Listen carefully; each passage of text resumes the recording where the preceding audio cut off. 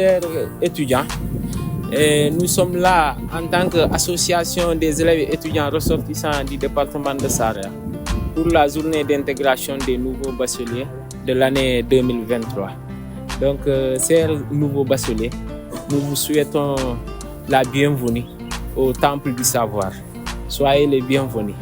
Et aujourd'hui, nous allons commencer les activités par une visite des campus social et pédagogiques. Actuellement, nous sommes au campus social, donc près du pavillon A, dans le Jardin des Nations. Donc, vous allez suivre avec nous. On va, dans chaque coin ou bien dans chaque rond-coin, on va vous faire des explications. Donc, on a aussi des amis qui maîtrisent mieux peut-être l'enceinte du campus, mieux que nous, même le campus pédagogique. Donc, à chaque étape, on va désigner quelqu'un qui fera un briefing et nous allons tous suivre. Si quelqu'un a des questions par rapport, en tout cas, au nom qui est attribué, en tout cas, à certains édifices, donc vous pouvez les poser et on va essayer ensemble de répondre. Et même les nouveaux peuvent savoir des choses que peut-être nous ignorons. Parce que parfois, voilà, vous pouvez être en contact avec des personnes qui maîtrisent mieux l'enceinte de l'université, mieux que nous. Donc nous sommes là, en tout cas c'est dans la communion. C'est le département qui est là aujourd'hui. Donc nous vous appelons à l'unité, en tout cas à s'engager dans l'association pour qu'on puisse relever le défi. Parce que aujourd'hui, l'association, beaucoup de gens comptent sur nous. Que ce soit nos parents, les amis, beaucoup de personnes comptent sur nous, donc on n'a pas le droit de les décevoir. La journée d'intégration, c'est l'occasion pour nous d'échanger, de se connaître et de montrer en tout cas des endroits. Donc voilà, sur ces mots, je souhaite la bienvenue aux nouveaux bacheliers et que la journée d'intégration commence en bon état. Et voilà. Merci beaucoup, je vous remercie.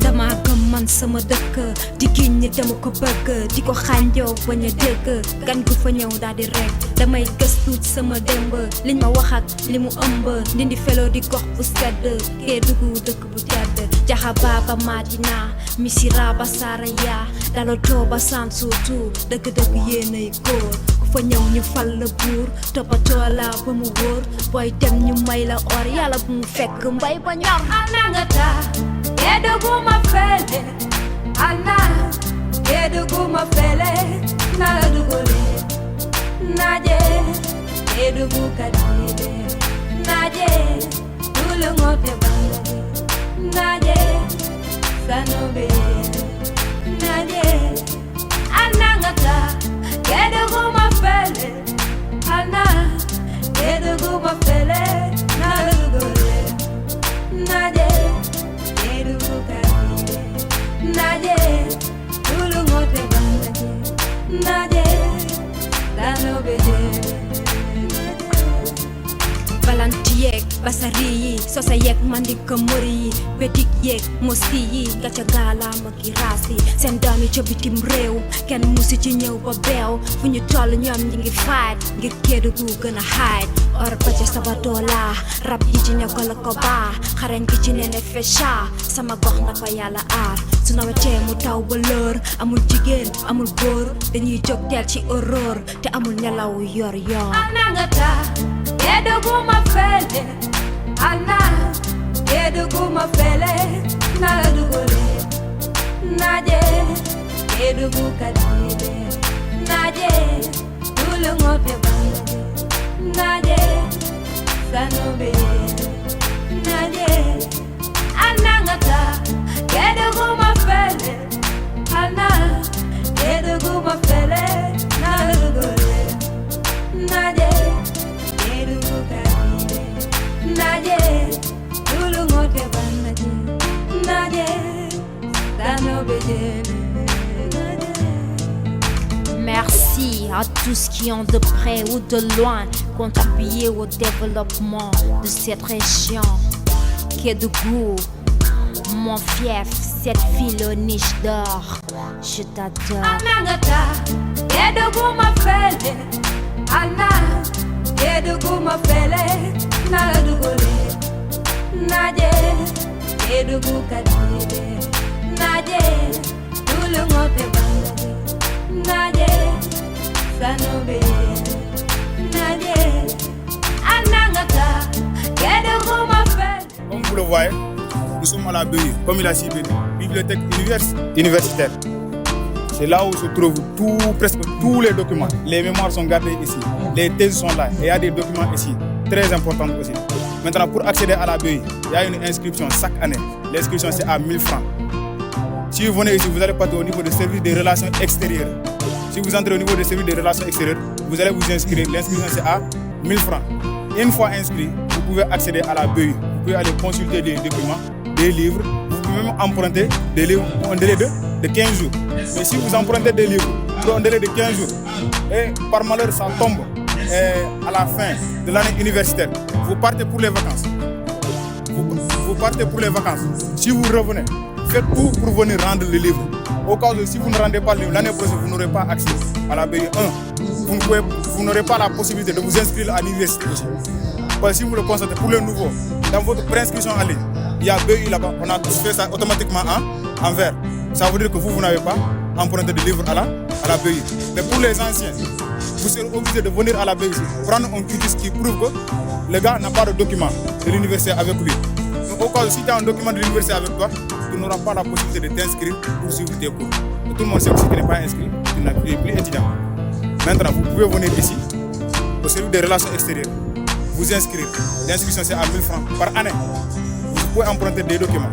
Le prêt, ça peut se faire en un délai de 15 jours. Vous pouvez même prêter 2 ou 3 œuvres par semaine si vous voulez. Vous pouvez emprunter 3 œuvres à la fois. Mais l'essentiel que si vous perdez ces œuvres-là, ça sera compliqué. Et le délai aussi, si on te donne 15 jours, si tu dépasses 15 jours, chaque jour, vous allez augmenter 500 francs. Le jour où vous allez venir rendre ça. Si on te dit 15 jours, vous faites 17 jours avec, vous allez payer les 1000 francs après. C'est comme ça que la BU fonctionne en réalité. Voilà. Bon, pour les autres ouvertures, le lundi, la BU commence ses services à partir de midi. De midi jusqu'à 18h, le lundi.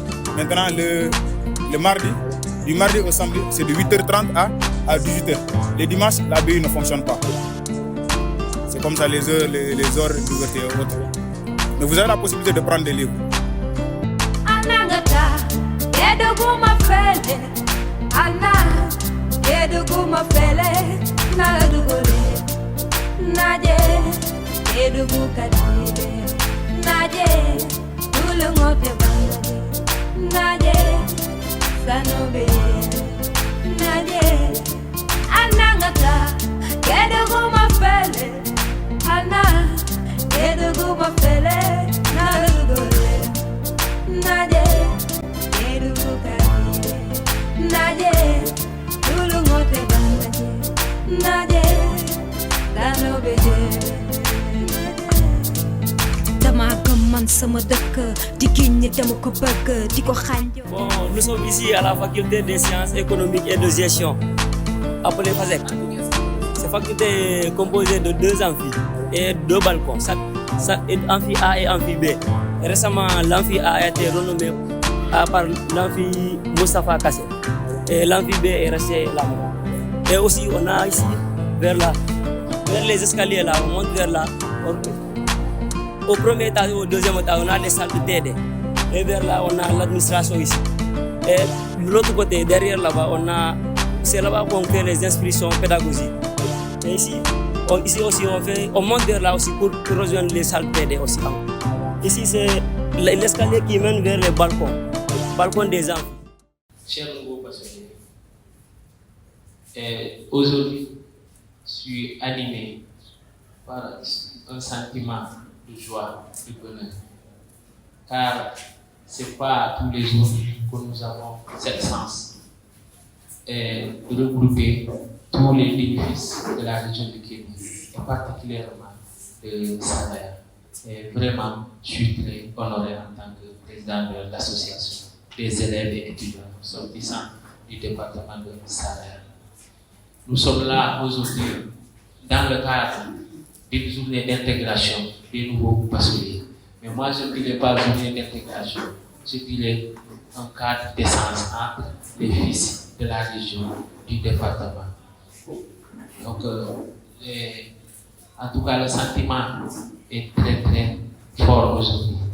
En voyant tout le mois aujourd'hui des aînés, des doyens, en tout cas, je suis très très heureux. Voilà, donc à l'entame de vos propos, je souhaite la bienvenue à toutes et à tous les nouveaux bacheliers du département de Saraya. Chers nouveaux bacheliers, vous êtes venus dans un environnement où rien n'est facile, où rien ne se donne, tout s'arrache. Donc, chers nouveaux bacheliers, je vous demande, en tout cas, certes, peut-être vous avez eu à parcourir le collège, le lycée, mais vous êtes là dans un environnement où c'est pas facile, mais c'est pas aussi difficile si vraiment les conditions sont réunies. Maintenant, les conditions, pour qu'elles soient réunies, il faut vraiment mettre les moyens. À l'université, souvent, on a l'habitude de dire que c'est pas c'est pas parce qu'on échoue qu'on est nul ou bien qu'on n'apprend pas. L'université, souvent, il y a deux problèmes majeurs. Si l'étudiant parvient à résoudre ces deux problèmes, je crois que la réussite sera facile pour l'étudiant. C'est-à-dire, il faut d'abord s'organiser. L'université, l'enseignement supérieur, dans le cadre général, demande une organisation parfaite. Après une bonne organisation, il faut une adaptation. Parce que c'est un environnement où vraiment vous n'êtes pas habitué. Parce que souvent, ici à l'université, si je prends l'exemple de l'université Cheikh Anta Diop de Dakar, nous sommes peut-être dans des conditions un peu difficiles. Mais nos aînés ont réussi. Ceux qui sont là aujourd'hui sont passés par là. Et ils étaient, ou bien nous étions, un jour comme vous, nouveaux bacheliers. Et aujourd'hui, peut-être, on a licence, master, doctorat, ainsi de suite, ainsi de suite. Donc, ça c'est que nous avons tous été comme vous. Donc, aujourd'hui, c'est vous. Peut-être demain, ça sera quelqu'un d'autre. En tout cas, je vous exhorte, en tout cas, d'apprendre et de mettre tous les moyens nécessaires. Parce que d'habitude, je dis que nous sommes en mission. Et quelqu'un qui est en mission n'a pas le droit à l'échec. C'est toute une région qui est derrière nous, un département, une localité, sans compter en tout cas les parents. Donc, nous n'avons pas le droit à l'échec. Et nous sommes, je peux dire, à l'aventure. Certes, nous sommes chez nous, c'est le Sénégal qui nous unit, mais nous sommes aussi à l'aventure. Parce qu'aujourd'hui, si nous réussissons, nous allons retourner dans nos villages, dans nos communes, dans notre département et dans notre région pour faire la fierté. Donc, si tel est le cas, donc, mettons-nous au travail et vraiment mettons en tout cas à l'avant l'excellence. Parce que d'habitude on dit que voilà, c'est le Sénégal, il faut avoir un plan long. Certes, il faut avoir un plan long. Il faut parfois, si on est à la recherche d'un travail, parfois on dit avec le langage qu'il a, on dit que qui t'a envoyé. Mais mettons ça de côté et focalisons-nous sur l'excellence. C'est-à-dire, nous, bien vrai que nous venions d'une localité difficile, très lointaine, mais cela n'a rien à voir avec la région. Parce que si, comme je le disais, si on met les moyens qu'il faut, nous allons réussir. Parce que ces gens qui vous voyez autour de nous étaient comme vous. Peut-être mieux, nous, on était mieux que lorsqu'ils étaient là en première année.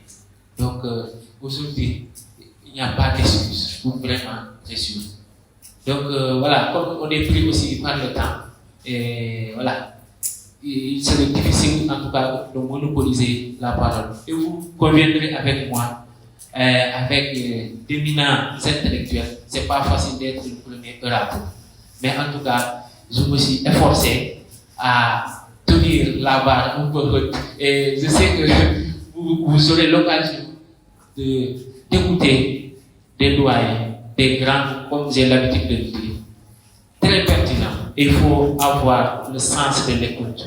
Il faut être curieux, poser des questions.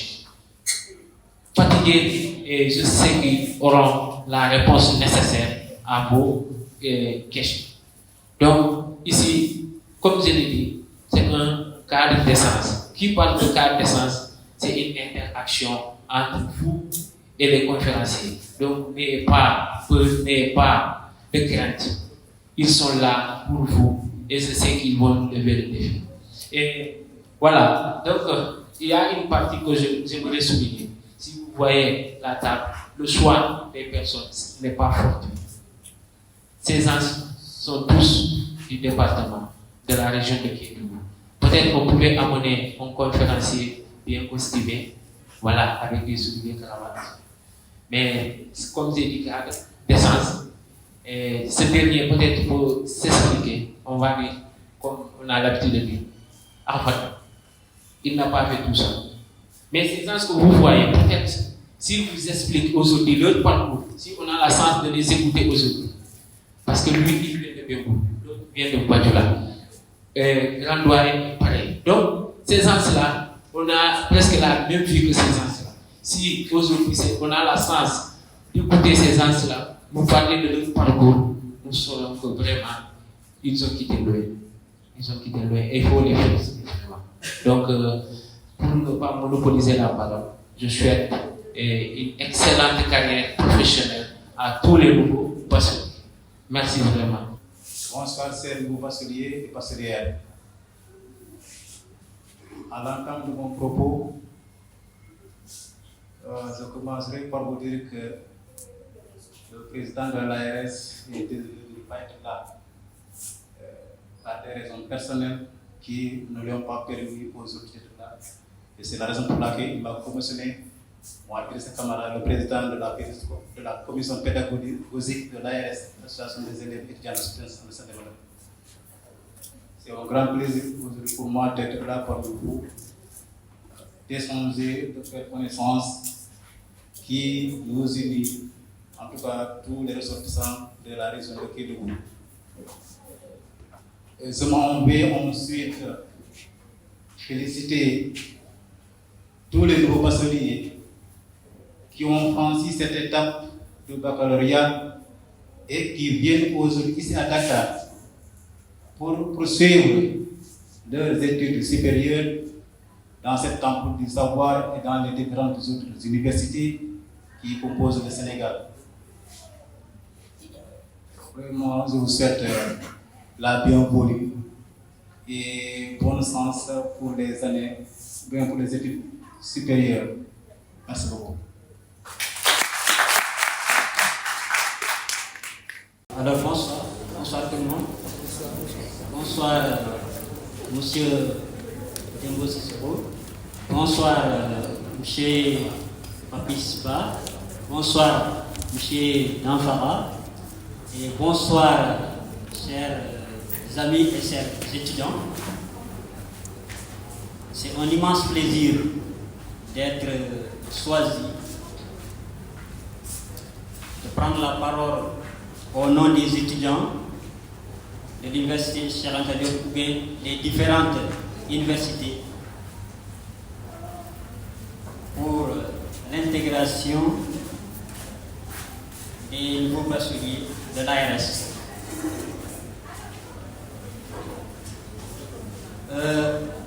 Cette journée d'intégration, c'est pour raffermir les liens, c'est pour intégrer les nouveaux bacheliers, leur permettre de bien s'insérer dans les différentes facultés, dans les différentes spécialités. La journée d'intégration, c'est quelque chose qui est incontournable pour tous les nouveaux bacheliers. La journée d'intégration, ça permet aux étudiants de savoir s'émanciper dans les études. Et pour savoir comment apprendre à l'université, il faut être intégré par les nouveaux et il faut être intégré par les anciens. L'intégration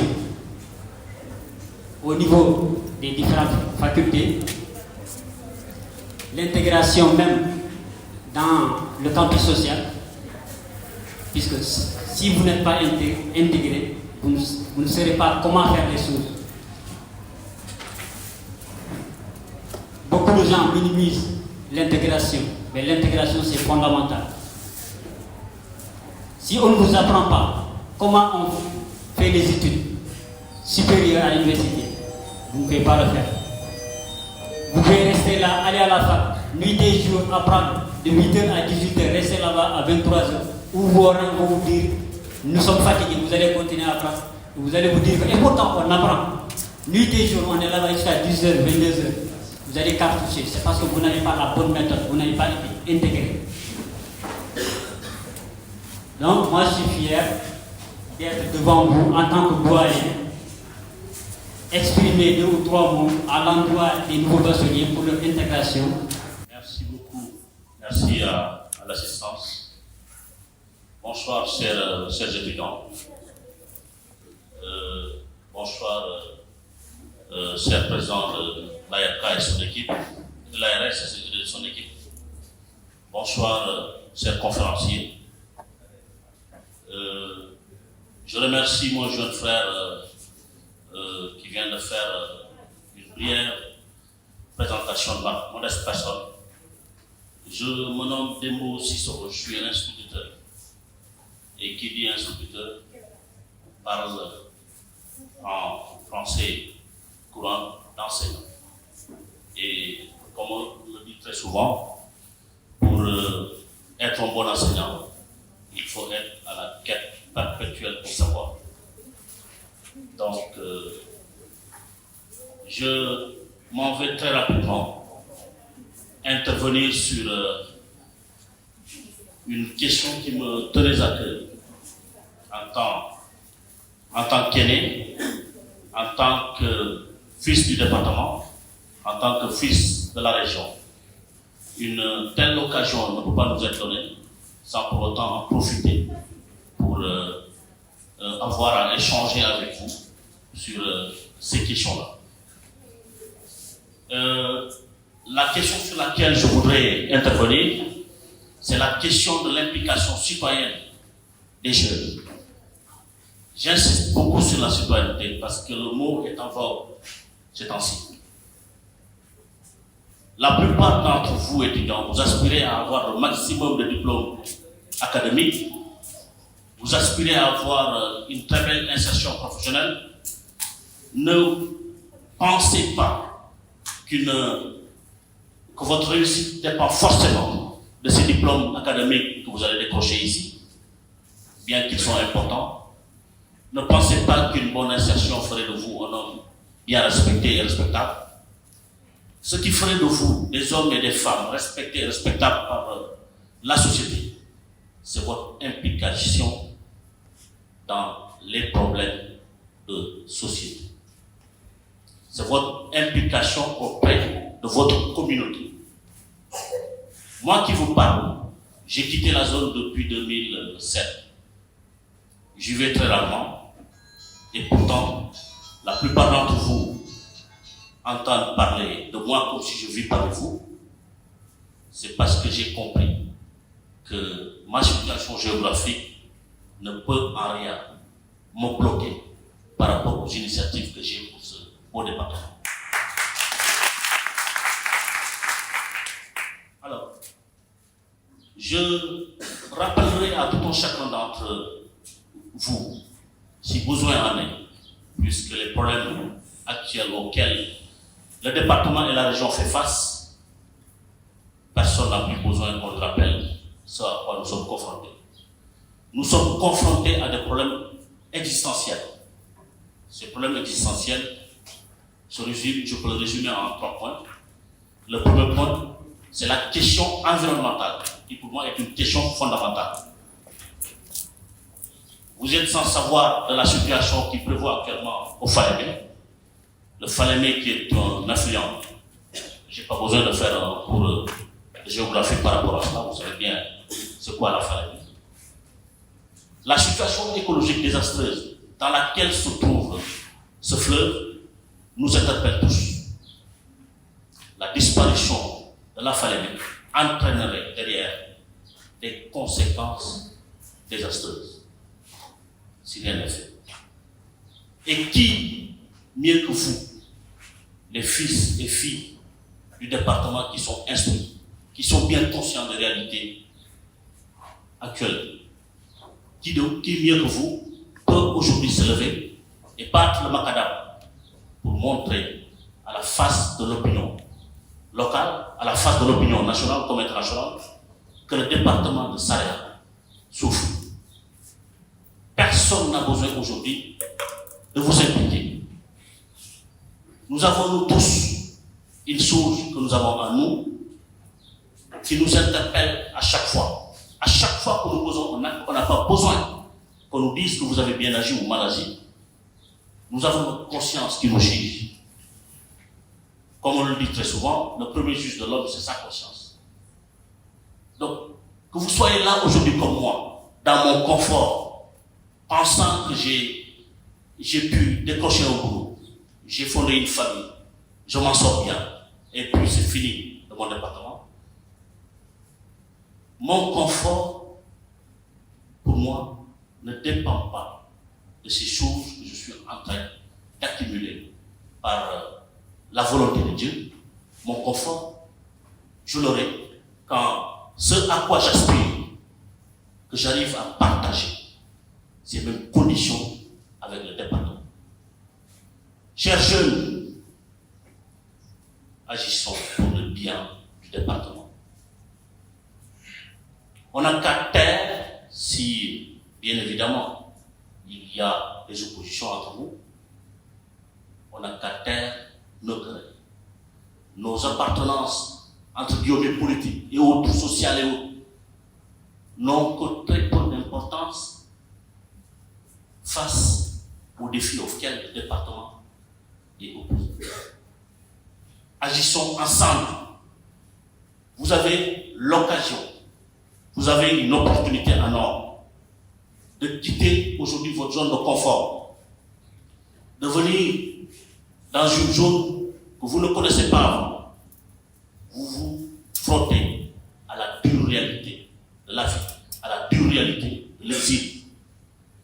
Emmagasiner le maximum d'expérience et mettez à profit toutes ces expériences pour agir pour le bien de notre communauté.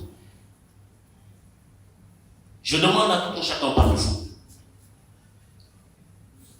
au sortir de cette rencontre, de se poser les bonnes questions. Suis-je utile à ma communauté? À chaque fois que vous posez un acte, posez-vous cette question. Que vous décrochez le bac et vous venez à l'université, c'est très bien. Personnellement, oui. Que vous décrochez un emploi, c'est très bien. Personnellement, pour vous et pour ceux qui vous sont proches. Vous pouvez essayer du mieux que vous pouvez pour améliorer vos conditions personnelles et celles de ces personnes qui vous sont proches. Mais et votre communauté dans tout ça. Donc posez-vous les bonnes questions au sortir de cette rencontre. après avoir décroché les diplômes que vous souhaitez, après avoir réussi à avoir une bonne insertion professionnelle, comment je dois me mettre au service de cette communauté qui m'a tout donné? Si chacun d'entre nous se pose ces questions, je pense que très rapidement, nous allons comprendre que nous sommes condamnés à cheminer ensemble. Cheminer ensemble pour l'intérêt général du département et non pour les intérêts crypto-personnels d'une tierce personne. J'appelle au sens de la responsabilité de chacun d'entre nous. Le pays a opéré un changement majeur. La révolution citoyenne qui a été déclenchée depuis près de 3 ans a eu comme finalité l'élection d'une personne ou d'une catégorie de personnes qui se veut des patriotes. Ce qu'il ambitionne de faire pour qu'il réussisse un peu partout au Sénégal, il va falloir que chacun d'entre nous, dans les localités où nous nous trouvons, que nous essayons de nous impliquer dans les actions citoyennes. La question environnementale dont je vous parlais n'est pas la seule question, n'est pas les seules difficultés auxquelles le département est confronté. Nous avons la lancinante question de l'emploi des jeunes. Ce qui est paradoxal pour un département qui regorge de pas mal d'entreprises minières. Normalement, aujourd'hui, l'exception à cela devrait être de voir des jeunes faire du thé à des heures où ils devraient être dans les sociétés en train de bosser pour gagner le vie. J'appelle ici Adam Mouri Diallo, présidente de la commission féminine de l'association des élèves et étudiants ressortissants du département de Sahara pour remettre le diplôme à M. Abdoulaye Doucouré, ici présent.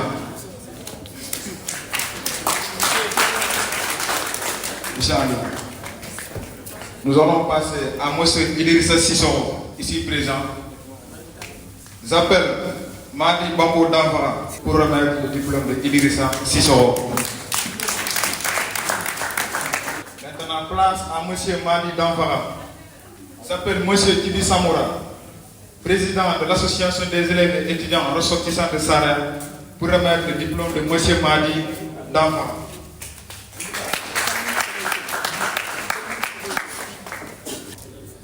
J'appelle M.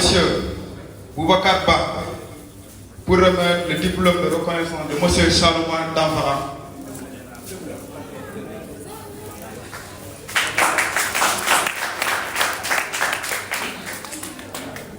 Maintenant, place à M. Alpha Omar Biagui.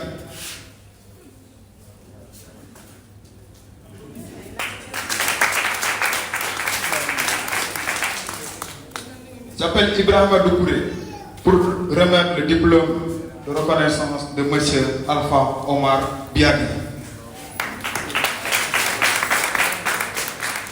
J'appelle Mamoudou Danfara, son jeune frère, fraîchement orienté à la faculté des sciences et techniques, pour récupérer le diplôme de son frère.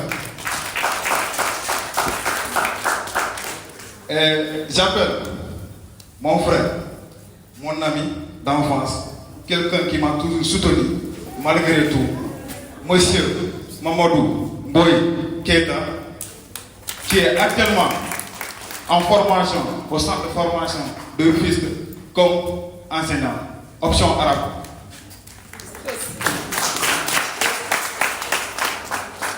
J'appelle Mamadou Diallo pour récupérer le diplôme de Polybar d'Amfara. Et j'appelle Sadio Samoura, vice-président de l'association des élèves et étudiants ressortissants du département de Saraya.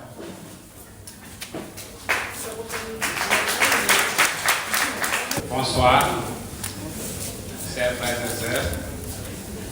Bonsoir à l'assistance et aussi à l'entente de mes propos. j'aimerais porter mon mention spéciale aux collègues conférenciers qui m'ont précédé ici, c'est-à-dire depuis M. Sissoko jusqu'à Madi Danfara, le doyen Fabrice aussi qui est là, M. Ba, et notre frère et président de l'ARS, M. Djibi Samoura, et encore, permettez-moi de vous présenter aussi un collègue ami qui a bien voulu répondre présent à notre invitation, M. Bey, et aussi à M. Sissoko. Merci et je demande à l'assistance de prime abord de témoigner, de permettre de témoigner l'immense plaisir qui m'anime de partager aujourd'hui avec vous ou d'échanger sur la formation professionnelle, c'est-à-dire les défis et les perspectives. Pour des contraintes de temps, on pourrait être amené à ne pas terminer, mais je peux vous assurer aussi que je reste disponible à tous et quelle que soit l'information que vous voulez, on pourra partager si besoin en est. Voilà. Donc dans un premier temps, vous voyez bien que j'essaie de préparer un document où je ne serai pas, disons, un peu fidèle à ce que j'ai proposé. Pourquoi? Parce que dans un premier temps, le défi est énorme. Et moi, je préfère contextualiser mes interventions, c'est-à-dire dans un premier temps, par des questions-réponses, si vous le voulez bien. C'est-à-dire, j'aimerais procéder, je demande à l'assistance, si vous êtes prêts, on peut passer par des questions-réponses pour mieux contextualiser mon intervention et pour donner un peu de sens à ce qu'on pourrait être amené à dire et pour prendre en charge les préoccupations des uns et des autres. Alors, pour ce qui est la formation professionnelle ou de l'enseignement d'une manière générale, nous sommes aujourd'hui à une étape où vous avez tous fait un cursus. Disons, je vais commencer par le moins, l'élémentaire et le moins secondaire.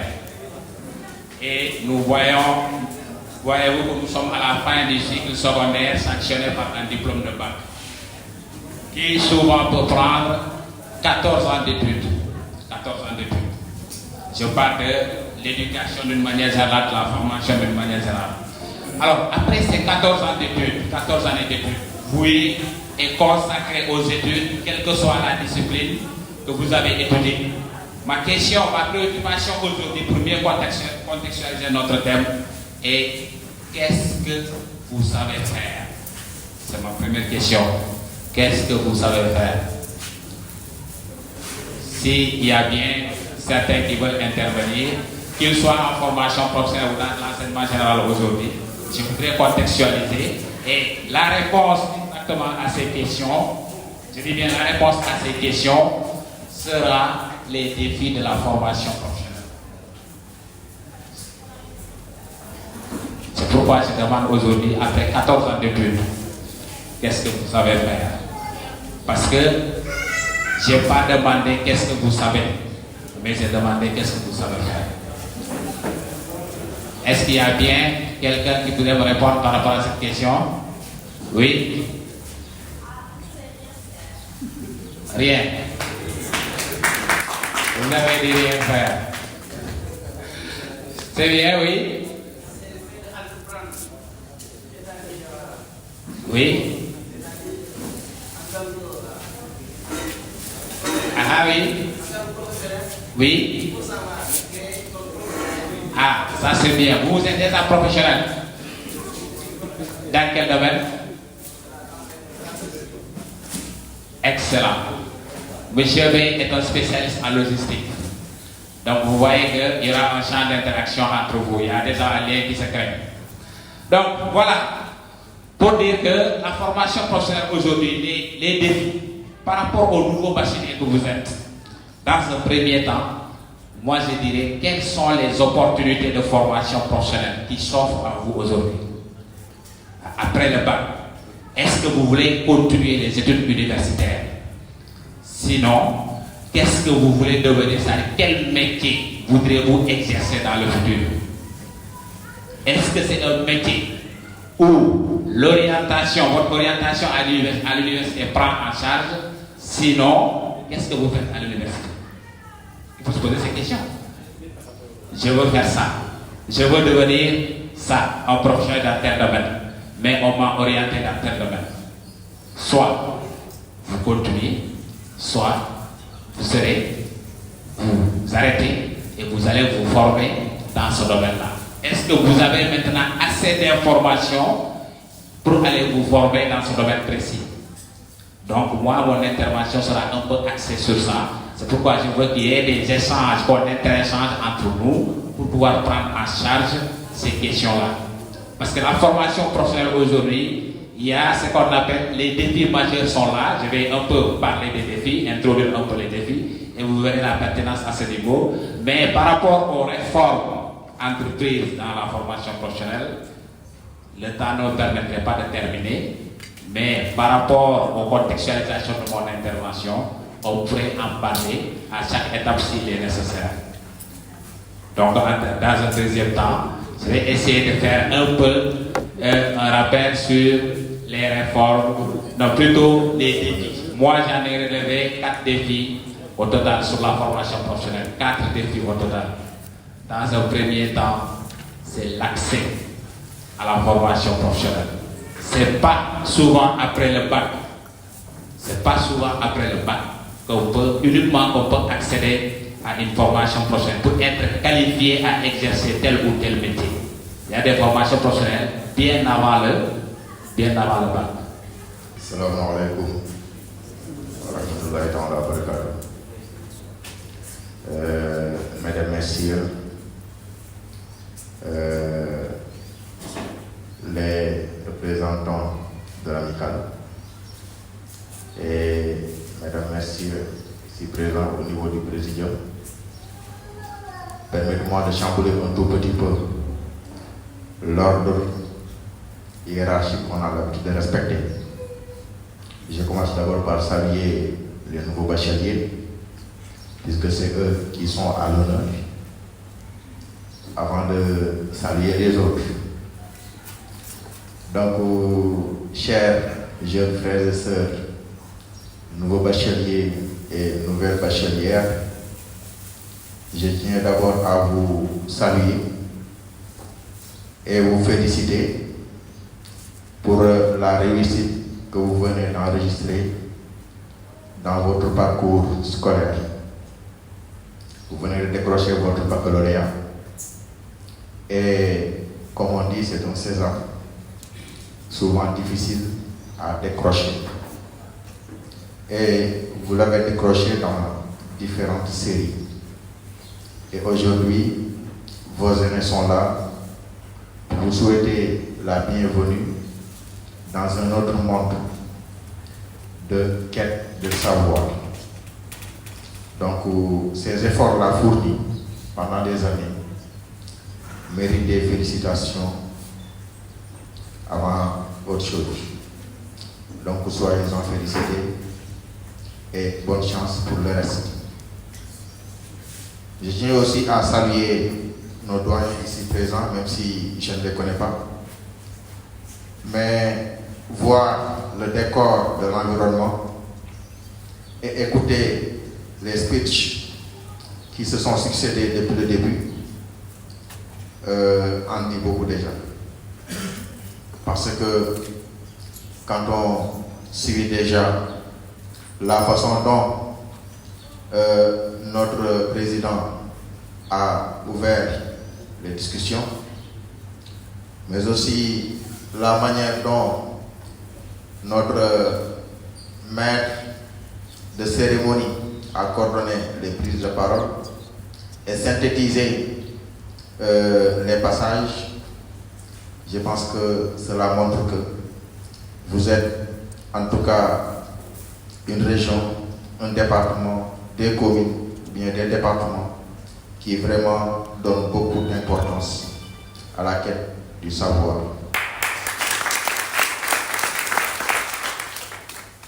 Je tiens aussi à féliciter et remercier mon frère, M. Bakary Tanfafa.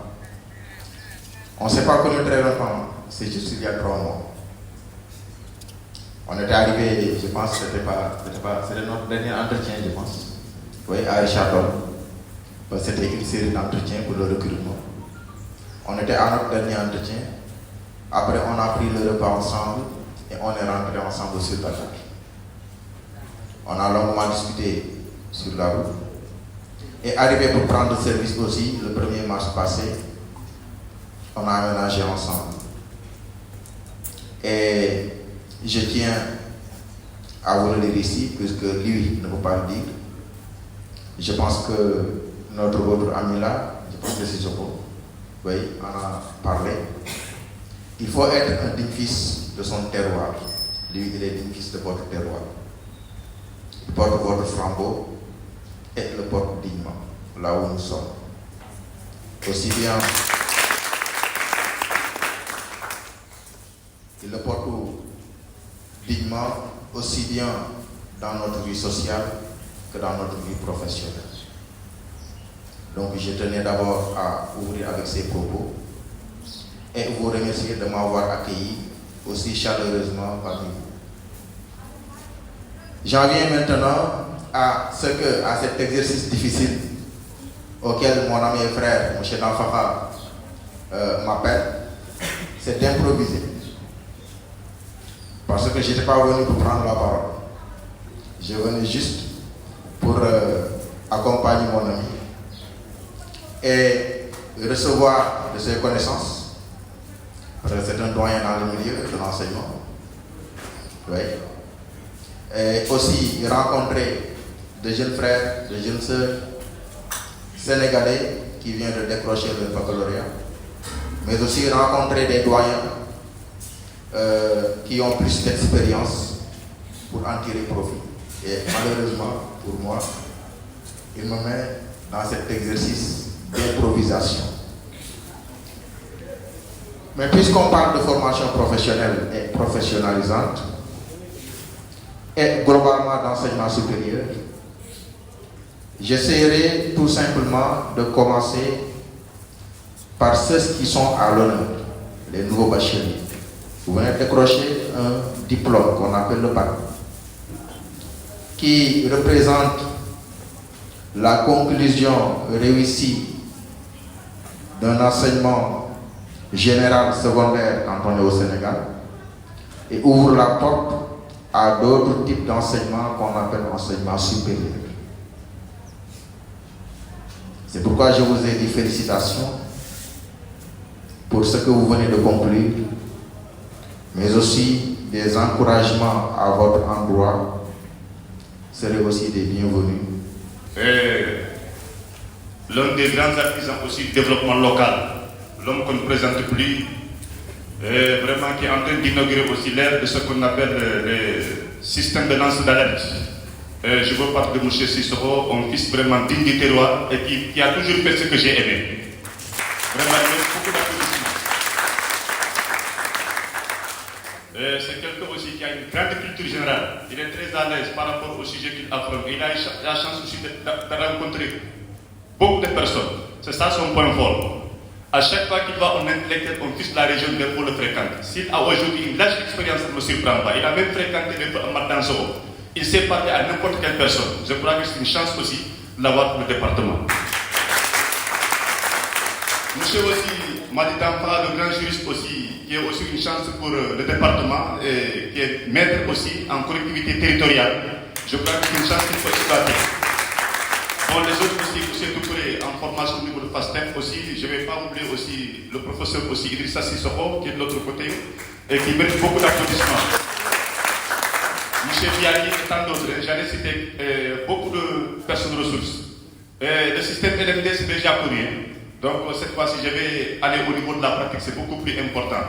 Il a un peu dit, dans Farah, depuis l'avènement du système LMD 2015, depuis 2012, on structurait ça, 2015, entrée, licence, master, doctorat, etc. Maintenant, ça a remplacé l'ancien système classique. Là, il fallait faire DIA, première année, deuxième année, troisième année, quatrième année, ensuite DIA, ça peut prendre du temps. Et après, il y a d'autres difficultés qui surviennent, sans compter aussi l'enchevêtrement des calendriers. Et l'ancien système aussi a connu beaucoup de difficultés, avec l'année blanche, 1988, on se rappelle encore, et surtout avec l'événement de 30 mai 1968, Senghor aussi avait fait un discours télévisé à la nation, pour la nation sénégalaise et pour montrer vraiment son dépit, son dégoût pour les grèves qui avaient entaché les universités depuis la France. La contamination aussi de la France, la contamination a atteint aussi le Sénégal. Donc ce système vraiment avait connu des hauts et des bas. Donc maintenant avec ces réformes, vous connaissez, avec le système de UV, voilà. Donc là je vais insister sur un point aussi. Je crois que M. B aussi l'a dit, Bakary. Et maintenant ce qui est beaucoup plus important aussi, c'est que la spécialisation tue les pensées. Moi je suis parfaitement d'accord avec vos développements. La spécialisation tue les pensées. Il faut s'intéresser à toutes les matières. Les petits calculs là, ils remplacent complètement. Intéresse-toi à toutes les matières, c'est bien possible. Et pour ce faire aussi, lever des aînés qui sont là, qui sont très intelligents, qui sont très doués. Et il faut les fréquenter. Ne reste pas dans ton coin. Parce qu'en droit international, on nous a toujours dit qu'aucun État ne peut vivre en vase clos. Pourquoi pas nous? Moi, je suis là, je sais que ça reste beaucoup. J'ai appris aussi de mon ami Sissoko. J'ai appris aussi du président, j'ai appris des autres, etc. Donc je ne m'arrête pas là. Donc on est là, nous sommes des éternels étudiants. Ne restez pas dans votre coin. Il ne faut pas que l'orgueil vous pousse à ne pas les fréquenter vos aînés. On apprend. Il faut être humble aussi, l'humilité. C'est rabaisser un peu. J'ai constaté qu'à peu près 30 ans que j'ai effectué ici avec les encadrements, beaucoup de gens ont échoué. C'est parce qu'ils sont trop orgueilleux. Passez-moi l'expression. Allez voir maintenant M. Damra qui a sa maîtrise, qui connaît le droit de l'université. Vous restez dans votre coin. Vous dites que je ne vais pas le voir, je perds mon temps. Tous les gens qui ont fait ça, ils ne vont pas réussir. Même s'ils réussissent, il y aura des choses qui vont les échapper. Donc il faut faire ça. Allez voir vos frères qui sont là, vos aînés, n'hésitez pas. N'hésitez pas. Parce que parfois, aujourd'hui, le contexte est tel que ce ne sont pas tous les professeurs qui sont généreux. Et vous avez vu au niveau de la table là, ça va à toutes les autorités. Ce que j'ai entendu, ça suffit comme développement. Vous avez des têtes ici au niveau de Saraya, il faut bien le dire. Il faut les fréquenter et il faut les écouter. Maintenant, je constate que souvent il y a des gens qui sont sur le terrain qui vous découragent. Ne les écoutez pas, ils perdent leur temps. Ces gens-là, ils ne sont pas vos amis. Il avait insisté sur un point pour dire que nous sommes des personnes, etc. Même quand le prophète Mohamed paix salut sur lui, quand il fallait envoyer aussi des envoyés, passez-moi l'expression des messagers. Tabari disait qu'il y a 124 000 prophètes. Entre les 124 000, il y a 313 messagers. Mais qu'est-ce que Dieu a fait? Il a envoyé des hommes. Et s'il avait envoyé des djinns, et il avait envoyé des anges, les gens vont dire que comme les anges ne mangent pas, ou bien comme les gens ne tombent pas malades, les gens n'ont pas faim, eux ils ne peuvent pas faire ça. Mais pour éviter ça, il les a envoyés au être humain pour s'adresser à eux, et ce qui a facilité les choses. Donc ici vous avez des aînés qui sont là, il faut les fréquenter. Et surtout, la réussite à l'université dépend aussi de la connaissance du professeur. Vous avez appris à quel professeur, qu'est-ce qu'il aime, qu'est-ce qu'il fait, et quels sont ses sujets favoris. Et une fois que vous savez ça, c'est sûr et certain que vous allez passer. Donc il faut aussi avoir son propre service de renseignement. Je sais que j'ai voir le professeur Bakary Damfara, mais lui, qu'est-ce qu'il aime? Ou bien dans son cours, il a insisté sur un point très important, je fais attention. Donc une fois que vous connaissez Justice, ou bien son homologue, son pays, une fois que vous connaissez les points d'attraction des professeurs, ce qu'ils aiment, ce qu'ils détestent, ce qu'ils abordent, ce qu'ils n'aiment pas, c'est sûr et certain que vous allez réussir. Donc moi, ça fait partie des secrets qui m'ont beaucoup aidé. Pendant ce temps-là, quand je trouvais du plaisir à faire les encadrements, c'est comme ça. Et chaque fois, j'envoyais des étudiants. Moi, je restais, j'ai dit, écoutez très bien le professeur. Il va insister sur un point important. Et s'il insiste sur un point important, venez, on travaille ça. Ou bien les travaux dirigés aussi, c'est très important. Il ne faut pas les minimiser. Et souvent, il y a des étudiants qui minimisent. C'est là-bas qu'on apprend à parler. C'est là-bas qu'on apprend aussi à vaincre le stress. C'est là-bas aussi qu'on apprend à forger sa personnalité. C'est là-bas aussi qu'on apprend à être fort en management. C'est là-bas qu'on apprend aussi à éviter les délits de management. C'est là-bas aussi qu'on apprend à être un futur intellectuel. C'est là-bas aussi qu'on apprend à être responsable. Donc vous voyez que la tâche qui vous tente, c'est pas facile, mais c'est aussi très intéressant. Mais nous avons constaté qu'il y a des événements qui découragent. Maintenant, pour terminer, parce que nous sommes sous la dictature du temps, je voudrais vraiment vous dire qu'avec LFD, c'est important. Et vous pouvez réussir jusqu'à thèse, il ne faut pas s'arrêter là. Et continuer avec l'espoir de demain. Nous sommes appelés aussi à quitter. Ce qui nous reste maintenant, c'est moins important que ce qu'on a déjà fait dans le cursus. Et nous, on va passer. Il appartiendra à votre génération. Moi, je suis trop fier aussi de l'ARS. Parce que ma collaboration avec l'ARS ne date pas d'aujourd'hui. Parce que les 10 dernières années passées là, moi, je crois que dans la région de Kédou, le département qui a beaucoup travaillé sur le niveau intellectuel, sur les activités cérébrales, c'est bien l'ARS.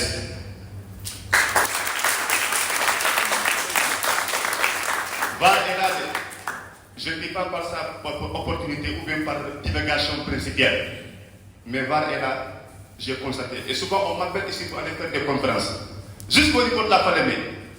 Et au niveau vraiment de l'ARS aussi. Donc moi, je crois qu'il y a une chance qu'il faut exploiter. Et il faut être uni. Il ne faut pas se contenter seulement de ce que vous recevez à l'université. Multiplier ces opérations pareilles. Et aller décrocher aussi des gens capables de vous aider. Et ne négliger aucune discipline. La formation professionnelle est très importante. Elle est très très importante. Mais maintenant, si tu mets des barrières dans ta tête, tu dis que moi je suis littéraire. Mais tu ne connais rien en informatique. Et tu ne connais rien vraiment dans les logistiques. Alors que maintenant, tout est facile. Il faut être curieux. À chaque fois qu'une question qui se pose, si tu règles un conflit, tu évites un conflit. Et les gens sont paresseux. Et ils attendent qu'un problème se pose pour essayer de régler. Ça, c'est une opportunité. Aujourd'hui, il y a des questions qui étaient soulevées ici, qui étaient relevées et révélées. Et on n'a pas pu traiter ces questions en profondeur. Et là, vous allez profiter de l'occasion pour partir. Et aujourd'hui, les professeurs ont soulevé aussi des questions très importantes. Il faudra profiter de ces questions, de travailler pour essayer de prendre des dispositions importantes pour que dans le futur, vous n'aurez pas de problème. Donc, pour terminer par là, je suis très content, Président. Je suis très content des membres qui sont là. Et on a insisté des points très importants, c'est vrai. Et concernant le professeur Pays, avec l'appui des changements structurels, aujourd'hui, vous savez qu'il y a un nouveau départ. Il y a des nouvelles autorités qui sont là. Et essayez vraiment d'entrer en contact avec le programme. Et vous allez faire la comparaison. C'est vrai que le Sénégal était indépendant depuis 24 janvier 1959, sous le joug de la Fédération du Mali. Mais le Sénégal et le Mali pouvaient un seul État, mais ça a éclaté. Après, le Sénégal a reconstruit les accords signés avec la France. En 1960, le Sénégal est devenu un État. Après, il y a Senghor et Mouloudia qui se sont querellés, 1962-63. Après, maintenant, il y a une nouvelle constitution, la constitution du 7 mars 1963. Après, il y a eu la constitution du 22 janvier 2001. Donc, le Sénégal, au total, a eu 3 constitutions, à 3 constitutions, 3 républiques. Et il y a des gens qui pensent maintenant que c'est 4 constitutions avec la fonction de la Fédération du Mali. Mais là-bas, les avis divergent. Donc, ce qu'il y a de faire maintenant, c'est que c'est bien simple de réaliser cette politique. Même les anciens présidents qui ont quitté. Et essayez de voir ça. Et en maîtrisant ça, vous aurez une vie globale. Autre secret qui marche toujours, à chaque fois qu'il y a un premier ministre, il a tendance à faire une déclaration de politique générale. Et vous êtes des intellectuels. Achevez. Et faites tous les moyens pour suivre, pour exploiter pas à pas le contenu de la politique générale du Premier ministre. Et là, vous allez comprendre beaucoup de choses. Et ça vous permet en même temps de préparer le concours. Et ça va vous permettre en même temps de préparer beaucoup de secteurs. Parce que tous les secteurs se réunissent. La formation professionnelle est très importante. Maintenant, quand tu maîtrises ça, tu vas régler beaucoup d'affaires. La formation professionnelle. Mais rien ne vous empêche vraiment d'aller apprendre. Il n'est jamais trop tard pour bien faire. L'esprit là, on n'a même pas rempli la moitié. Donc, ce qui veut dire qu'on peut faire beaucoup. Et en psychologie aussi, on dit que plus tu maîtrises beaucoup de langues, plus tu fais beaucoup d'efforts, le technique cognitif a tendance à se refroidir, ou bien a tendance à décélérer. Donc, il faudra beaucoup travailler. Et ce qui reste encore beaucoup plus important. En attendant, merci de votre aimable, adorable et inimitable attention, sans tension et sans hésitation.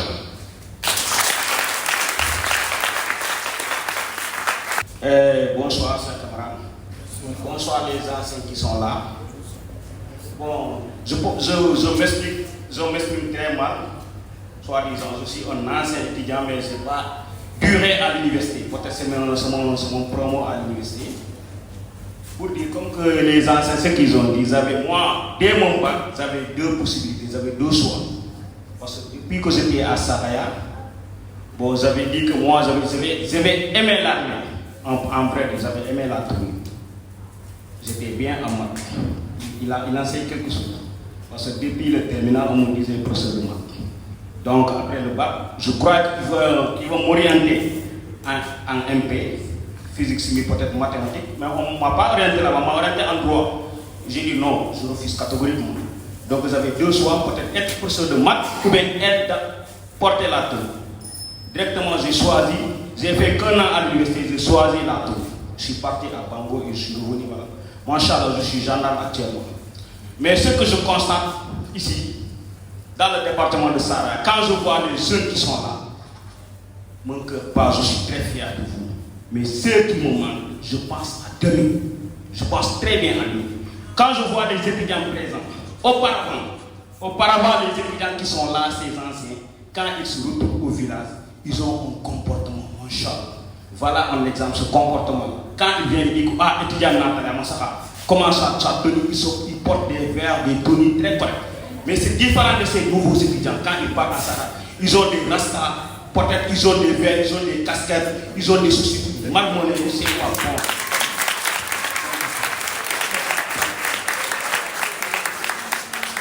Je vous dis, ayez un bon comportement d'abord. D'abord, ayez un bon comportement. Vous êtes l'avenir du département. Vous êtes l'avenir du département. C'est vous qui allez dans les bureaux, c'est vous qui allez des responsables, voire même peut-être les fils qui vont faire une mère. Donc, une fois le bac, je vous dis, une fois le bac, il faut choisir très tôt. Les anciens ont parlé. Après le bac, il y a actuellement au Sénégal, il y a deux possibilités quand tu as le bac. Soit tu fais une formation, je vous le dis bien, toi tu fais une formation, toi tu fais le concours. Le concours c'est au national, on dit un concours national. Mais je vois très mal les gens du département, voire la région, il ne fait pas partie de quand des concours. Moi je me pose la question. Chaque année, je regarde le concours de la gendarmerie, ou le concours de police, ou bien même NOA, je regarde, dans les normes, je regarde la région. Est-ce que je vais voir Kédougou? Auparavant, quand je vois Tamba. Je dis d'accord, Tamba c'est ma région, parce qu'auparavant, Tamba, je fais partie de Tamba. Je suis très fier de voir mon gars de Tamba. Mais maintenant, je regarde que Kédougou. Et si je regarde, quand je vois Kédougou, je suis très fier. Et surtout, si je vois Saraya. Malheureusement, vous ne faites pas de concours. Vous ne faites pas de concours national. Vous ne faites pas de concours national. Ce qui me fait très mal dans cela, les gens m'ont dit de payer. Quand je fais le concours dans l'année, j'ai fait mon concours, j'ai fait. Un gars qui m'a dit, j'ai fait la douane. Bon, je ne suis pas admis. J'ai dit, il y a 8 concours, mais 10 concours, il faut tout faire. Mais qui t'a dit que tu dors ne dors pas? Quand tu fais les 10 concours, au moins tu peux admettre qu'un seul des concours. Au moins le minimum des sous. Ayez le courage de faire des concours. Même la formation qui est là. Cette année, il y avait 2 étudiantes qui m'ont interpellé sur ça. J'ai dit, je veux faire une formation, mais ce n'est pas des moyens. J'ai dit, il y a des politiciens qui sont là. Même le maire de Dakar, il donnait des bourses ici aux étudiants. Donc, l'ancien là, il vient de le dire. Tu parles à Saraya. Saraya, même près de l'ancien sous-préfecture, qui est là. Là, quand tu t'inscris à l'ouverture, le bureau qui est là-bas, c'est là-bas que vous déposez tous les concours. La 3FPT, je dois très bien, c'est eux qui donnent cette formation. Ils vont te dire, il y a des critères à faire. Ils vont te dire, avant l'ouverture, tu prends tes dossiers, tu déposes, tu pars dans une école de formation, ils te donnent tous les documents possibles, tu viens, tu déposes. Et les prix pour maintenant, c'est eux. Il y a mon frère qui est là. Peut-être, voilà, les gens le connaissent, les gens qui habitent à Sarah. Actuellement, il fait cette formation. Peut-être, voilà, vous le connaissez. Donc, peut-être, ce qui vous manque, c'est de demander, il faut vous approcher des anciens. Il faut vous approcher des anciens. Et n'ayez pas peur des autorités. Approchez-vous aux autorités. Mais il ne faut pas vous approcher aux autorités en tant que politicien. Approchez-vous pour demander, pour chercher des informations. C'est des mots de remerciement. Et remercier nos voyants conférenciers. Vraiment, ils ont aidé à la hauteur. Et les nouveaux passionnés également. Vraiment, vous avez attendu durant tout ce temps. Peut-être certains sont rentrés, mais au moins la majorité est toujours là. Donc vraiment, félicitations à tout un certain. Et je félicite et remercie également M. B. Parce que peut-être il n'est pas étranger, mais voilà. Donc c'est le seul peut-être qui n'est pas de la région, mais par amitié et par amour, il a répondu présent. Et donc il a fait une brillante intervention. Donc merci beaucoup. Doyen Papi. Merci vraiment. Et à la prochaine, Inch'Allah.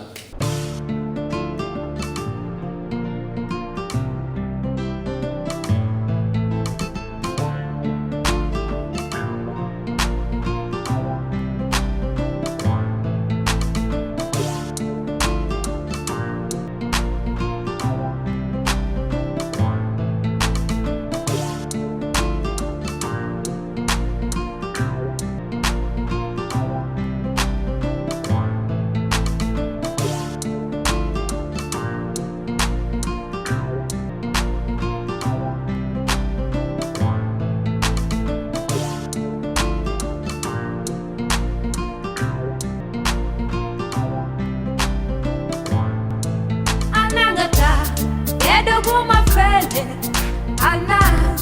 Keduguma fele, naladugole. Naje, kedugu kadile. Naje, tulungote bangaje. Naje, sanobe. Naje, anangata. Keduguma fele, ana. Keduguma fele, naladugole. Naje, kedugu kadile. Naje, tulungote bangaje. Naje, sanobe. Dama gëm man sama dëkk di giñ ni dama ko bëgg di ko xànjoo bañ a dëgg gan gu fa ñëw daal di rek damay gëstu sama démb liñ ma wax ak li mu ëmb ndindi felo di gox bu sedd Kédougou dëkk bu tedd Jaxaba ba Madina Missirah ba Saraya Daloto ba Sansuutu dëgg-dëgg yéenay góor ku fa ñëw ñu fal la buur toppatoo la ba mu wóor booy dem ñu may la or yàlla bu mu fekk mbay ba ñor anangata Keduguma fele, ana. Keduguma fele, naladugole. Naje, kedugu kadile. Naje, tulungote bangaje. Naje, sanobe. Naje, anangata. Keduguma fele, ana. Keduguma fele, naladugole. Naje. Naje, tulungote bangaje. Naje, danobeje. Balanti yek, basari yi, sosa yek mandika muri yi, bedik yek, mosi yi, gacha gala makirasi. Sen domi ca bitim réew, kenn musi ci ñëw ba beew, fu ñu toll ñoom ñi ngi fight, ngir Kédougou gën a hide. Or ba ca sabadola, rab yi ci ñoko la ko baa, xarañ gi ci nene fecha, sama gox na ko yàlla aar. Su nawetee mu taw ba lër, amul jigéen, amul góor, dañuy jóg teel ci aurore, te amul nelaw yor yor. Anangata, Keduguma fele, ana. Keduguma fele, naladugole. Naje, kedugu kadile. Naje, tulungote bangaje. Naje, sanobe. Naje, anangata. Keduguma fele, ana. Keduguma fele, naladugole. Naje, kedugu kadile. Naje, tulungote bangaje. Naje, sanobe. Merci à tous qui ont de près ou de loin contribué au développement de cette région. Kédougou, mon fief, cette ville aux niches d'or, je t'adore. Anangata, Kédouguma fele, ana. Kédouguma fele, naladugole. Naje, Kédougou kadile. Naje, tulungote bangaje. Naje, sanobe. Naje, anangata. Kédouguma fele. Le nom de l'île, Gorée, elle nous vient de deux mots hollandais. La Hollande va arriver sur cette île en 1516. Vu la configuration de l'île, ces derniers l'appelleront Goede Riede. Goede Riede, voulant tout juste dire le bon port. Comme vous le voyez avec l'arrivée de la chaloupe, les bateaux, elles sont bien protégés. Goede Riede deviendra Gorée en 1677 du fait de l'arrivée d'un maréchal français du nom de Jean d'Extré. Ce dernier, à son arrivée, ne pouvant pas prononcer correctement le mot, il va faire beaucoup plus simple, utiliser les deux premières lettres de chaque mot. Le go du Goede et le ri du Red pour dire Gorée. Qui, bizarrement, Gorée en Wolof, signifie la dignité. Et c'est cette dignité qui sera ôtée à nos aïeux au moins pendant 400 ans. Sur des îles comme Gorée, jusque Cape Town en Afrique du Sud. Mais d'après cette histoire officielle française, l'île de Gorée, elle a été retrouvée avec les navigateurs portugais. Mais sauf à l'arrivée de ces Portugais, en 1444, ils ont retrouvé la population autochtone, les pêcheurs sénégalais, connus sous le nom des Lébous, d'où ces derniers furent les premiers qui ont contrôlé l'île au moins pendant 400 ans. Et avec ces Lébous, ils avaient donné le nom de l'île de Ber, B-2-E-R. D'où ces Lébous, Ber les servait sous forme d'industrie, transformation pour les produits halieutiques, textiles, céramique, poterie. Mais bien vrai que le Portugal sera la première nation européenne qui arrivera en 1444. Et à l'arrivée de ces Portugais, la première édifice qu'ils ont conçu à Gorée, présentement, c'est le poste de police, qui fut une ancienne chapelle portugaise, conçue depuis le 15e, depuis 1481. Là, c'est l'histoire qui revient, sachant que les premiers qui sont venus, ce sont les chevaliers catholiques, les chevaliers du Christ, de Saint-Jean, de Jérusalem, de Rhodésie et de Malte. D'où ces derniers furent les premiers qui ont traduit le Ouest africain en esclave. Ça a été fait pendant 200 ans. Et au bout de 200 ans, une loi sera votée par le roi espagnol du nom de Philippe II, légalisant la traite ouest-africaine vers les Amériques. Raison pour laquelle la première captiverie à Gorée, elle date de 1536. Sachez qu'à partir d'îles comme Gorée, les aïeux n'ont pas esclaves, mais juste des captifs. D'où ces derniers les préparaient pendant 3 mois sur des îles comme Gorée, déportés en Amérique pour y être traduits en esclavage. Mais d'après cette histoire officielle française, ils y tenaient un marché, soit un business. D'où à partir de là, ils prenaient nos aïeux avec des babiliots, comme de l'alcool, du tabac, miroirs, des fusils. Mais sachez que cette version officielle française, elle a été biaisée, l'unique relatant tenir un marché au niveau des côtes ouest africaines. Le Portugal, qui fut les premiers qui sont venus, ne relate pas tenir un marché, mais plutôt poser des actes terroristes tout le long de la côte. D'où ces derniers sont venus avec des bateaux, à bord de ces bateaux avec des canons. D'où le Portugal relate avoir canardé les peuples ouest-africains à partir de ces bateaux, bombarder la côte et puis descendre captiver les survivants, les ramener sur des îles comme Gorée, non pas comme des esclaves, mais juste comme des captifs. Mais le pourquoi la France relate y tenir un marché, c'est juste montrer qu'à leur arrivée, nos aïeux étaient primitifs. D'où les aïeux sautaient de liane en liane. Et on se pose la question, comment tenir un marché avec des primitifs? Au cas contraire, à leur arrivée, nos aïeux étaient civilisés. Sachant que l'Europe est venue depuis le 15e et depuis le 11e, nos aïeux connaissaient le textile. De là, vous verrez que l'Europe n'a pas ramené la civilisation, mais plutôt la barbarie. Raison pour laquelle pendant 400 ans, ils ont eu le besoin de maltraiter nos aïeux, de les maintenir avec des chaînes, du cou jusqu'aux pieds, accompagnés d'un boulet de fer de 10,3 kg. Sachez que les îles comme Gorée, elles ont permis pour l'asservissement de l'homme noir, qui débutait avec la perte de la liberté, qui en découle ensuite commence un processus d'asservissement visant à saper son moral, à lui inculquer la crainte et la peur en vue d'en faire un être soumis. Enchaîné à moitié nu, marqué au fer rouge, l'esclave devenait un être anonyme, sans famille ni nom propre, identifié par un numéro. Raison pour laquelle, arrivé en Amérique, ou bien même le Sud-Américain, les aïeux, ils ont pris le nom de leur acquéreur. Raison pour laquelle, aujourd'hui, avec les Afro, ils portent des noms anglophones. Vers Brésil, comme les Neymar, Ronaldo, des descendants ouest-africains portant des noms espagnols, soit portugais. Vers les outre-mer françaises, comme la Guadeloupe, des hommes noirs portant des noms francophones. Et en face, à notre droite, le grand bâtiment jaune avec les volets bleus, elle fut des anciennes esclaveries. Gorée en a abrité à l'époque 28, d'où des maisons comme celle-ci étaient entassées à l'époque 350 personnes, sachant que le nombre ne concernait que le rez-de-chaussée. À l'étage vivaient marchands acquéreurs. Nous verrons une de ces 28 qui a pu être sauvegardée avec le gouvernement sénégalais, qui l'a rachetée à ses derniers propriétaires en 1978, gardée comme un sanctuaire africain, un lieu de pardon et de réconciliation. Et à notre gauche, le grand bâtiment rouge, elle fut l'ancienne école normale, William Ponty de Gorée.